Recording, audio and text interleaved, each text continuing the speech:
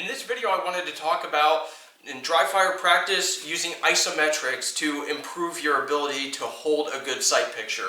So, whether you are shooting a rifle, a shotgun, or a pistol, you're going to need to basically do two things. You're going to need to acquire a good sight picture, and then you're going to need to pull the trigger without moving the gun. So, in order to do that, there's a couple of things that you're going to need to do. Number one, you're going to need to practice on that trigger pull, pulling the trigger without moving the gun. The next thing is holding that sight picture as still as possible. That sight picture is basically, it's got to be motionless for the most part, and endurance is one of the biggest keys to being able to shoot well. And you need to be able to shoot well for a good period of time. I mean, who doesn't want to be able to shoot well for a long period of time, right? Whether you're in competition or just doing it recreationally, you see people at the range holding their pistol up or their rifle for a long period of time trying to acquire their sight, and they're taking forever to shoot, and then they have to let it down to rest it. Well, this is what Isometrics will help you with. So, let's go ahead and set this up. So, I'm going to demonstrate this first with a rifle. This is going to be the most challenging because this rifle is pretty heavy in the barrel. This is a 16-inch bull barrel on this. I don't have my 18-inch on here anymore because years ago I actually had PTR when they were actually taking these weapons back and converting them for you. I had them put on a 16-inch bull barrel instead of the 18-inch, kind of skinnier barrel because I run this thing pretty hard. So, with that said, it has about the same weight as an 18-inch barrel, maybe a little more, maybe. But anyways, with that said, this is pretty heavy, and my recommendation is if you want to just concentrate on isometrics, I would work with one of the heaviest rifles or pistols or shotguns that you have available. That is not to say that we are working with live ammunition. So, that's not necessary. It's not really that much of a difference realistically. So if you want to practice isometrics on the range, then go ahead and do that and just squeeze off one round every minute. That might be interesting to see what your results are. So anyways, first thing you're going to do is establish a good firing stance. This is not going to require you to take the safety off. You can leave your fingers straightened off the trigger. So you acquire a good firing stance. Now, with that said, if you have iron sights, my recommendation is to get a target that is just as wide as your front sight. If you're just working with a red dot, this UE, it's kind of like an EOTech. You have your donut of death, sort of, and then you have a little dot.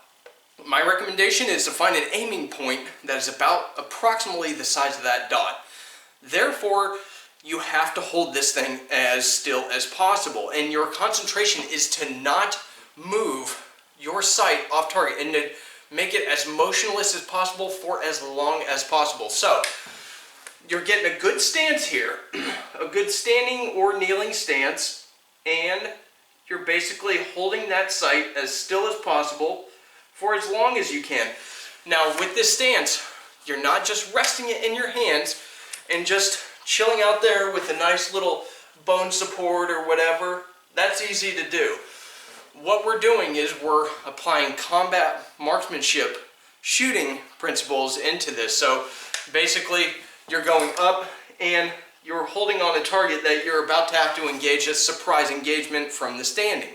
So you basically acquire that stance and you hold it as long as possible. Now, you're holding it, you're in a stance where basically if you got recoil, you could handle it. That's good. That's recruiting all the muscles that are required for holding a good sight picture because you're going to need that when you shoot. So, when you are starting to move and you feel like it's not doing you any good anymore, give yourself a rest. That's important. So, now that we've talked about rifles, once you're done giving yourself a rest, go back and do it all again. A proper stance, proper sight picture, proper hold, and hold it as long as you can, and then rest. Do it, however many times you feel like you can, but don't get to the point where your muscles are burning. You want to be able to do it every day. I don't believe in wearing yourself out every day. So, more on that later. Let's go ahead and get to the pistol. Now, when it comes to pistols, it's basically the same as rifles. We are going to acquire a good shooting stance, standing or kneeling, or whatever you want to do, maybe leaning around a barrier and just holding it there. Or maybe you're doing low light training and you want to do it one-handed and you want to hold your flashlight. If you want to run your flashlight batteries, that's fine. If you have rechargeable batteries, probably not that bad of an investment, right? But if you just want to hold it on there and practice holding them or whatever, that's on you. Practice this however you want. Isometrics, get creative with it. So with that, you're basically going to get a good shooting stance, get a target that is just as wide as your front sight, and then you are going to basically aim your pistol, get a good sight picture, get a good hold on it like it's going to recoil on you, and you basically just hold it there. So I can hold this thing for a good long time before it becomes too tiring because I work on this a lot. So when it comes time to basically relax, you're going to notice a few things. You're going to notice that you're getting kind of shaky, you're starting to wobble a little bit. So you want to pull it in, put the gun down, clear it out obviously. I got a snap cap in here, so you know it's all good. So basically you want to give yourself a rest, and you want to rest until 5 minutes after you actually feel like you're ready to do it again. That is my recommendation. I don't believe that you need to do 1,000 sets a day of this. So here's the thing. Some people would say that they're doing isometrics while they're practicing their trigger press. They're doing their actual dry fire practice.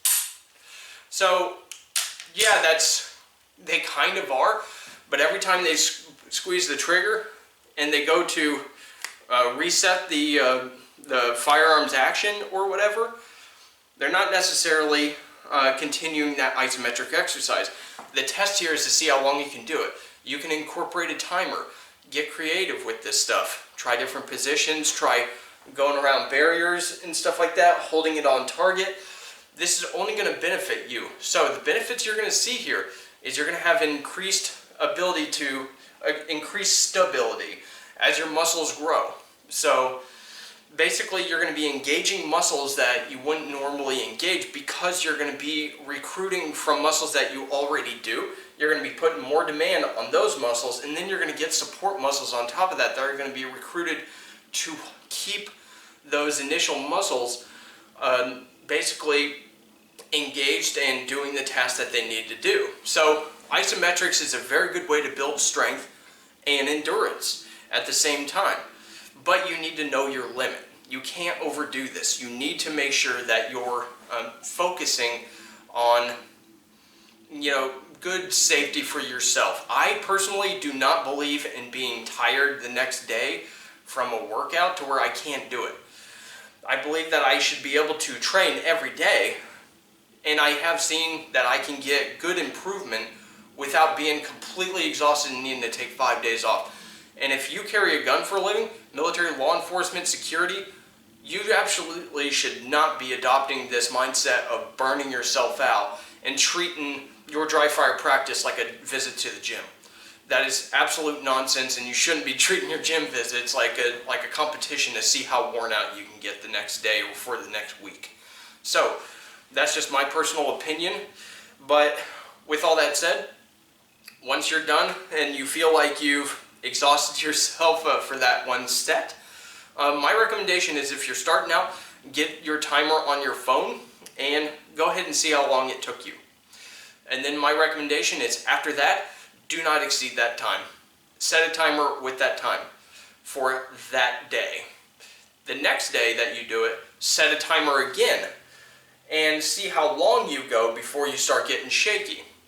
I guarantee you are going to see some improvement. I don't recommend that you go beyond 3 to 5 sets, really, a day. You need to give them time, and you also need to do stretches, which I will be doing a video on good stretches that you can do for your wrists and your hands, because your forearms are going to be taking a beating practicing properly. So, but you will see good development. So with all that said, that's isometrics and using it in dry fire practice to improve your ability to maintain a stable sight picture and also your ability to maintain that stable sight picture for longer on target. So it's only going to make you more of an asset and make you a better shooter in my experience and opinion. So with all that said, I appreciate you guys watching. Thanks a lot, and you guys have a good one.